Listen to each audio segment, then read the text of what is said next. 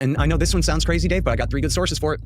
David Wormser, the author of The Clean Break, Dick Cheney's Middle East advisor, was going around blabbing in Washington that what we're going to do is we're going to work with the Israelis, that would be the Ehud Olmert government, and we're going to have them start the war against Iran and drag Bush into the thing. He'll have no choice but to get into it because the Iranians will hit back at American targets and then we'll be dragged into the war. Bush will be dragged into the war. And they were making that publicly known. And that story was broken by a guy named Stephen Clemens, who is not a fabulous, he's sort of a center-left Bill Clintonite or whatever, but he is not a radical or the kind of guy who makes up garbage. You know what I mean? He had this on very good authority. And then the New York Times also verified it. And then so did a journalist named Barton Gellman in his book, The Angler. And he's the guy who got the Snowden leak from the Washington Post, along with Glenn Greenwald and them. And he's a decent guy. I mean, his book, Angler on Dick Cheney, is pretty good. And that's in there too. He verified that story as well, that this was a full court press at the time to try to even do an end run around the president, to do whatever they could to drag him into war with Iran then. And he resisted it. And then it was just a couple months later that the National Intelligence Council put out the NIE saying Iran isn't even trying to make a nuclear weapon. So that, never mind their route to the bomb, the war party's route to a war with Iran over their pretended race to a bomb is canceled because the CIA says it's all bunk.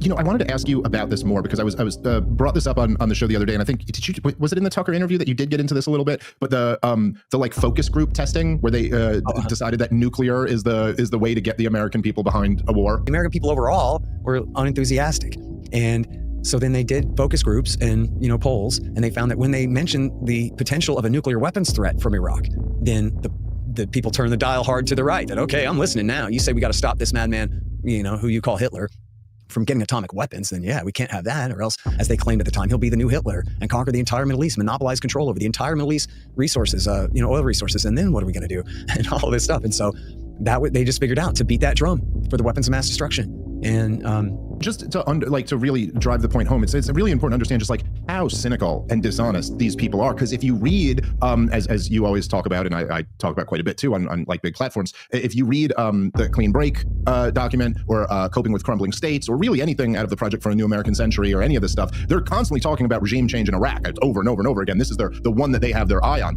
and they never, or at least never, certainly not in Coping with Crumbling States or The Clean Break, and not in the stuff I've read in the Project for a New American Century, they never mention nuclear threats. Like, that's just not even part of it. They're honest about, in those days, they were like, we're doing this to break from the peace process so we don't have to give the Palestinians their own state. And It's not till after 9/11, and when they have their opportunity and they go, okay, we got to sell this war now, then all out of nowhere, Saddam has weapons of mass destruction. And I got to say, it does seem like the thing with Iran is exactly the same. Like, everybody knows they don't have nuclear weapons. They're not pursuing nuclear weapons. It's just all, so it's like you spend your whole time arguing with the thing that isn't even the reason why they want to go to war.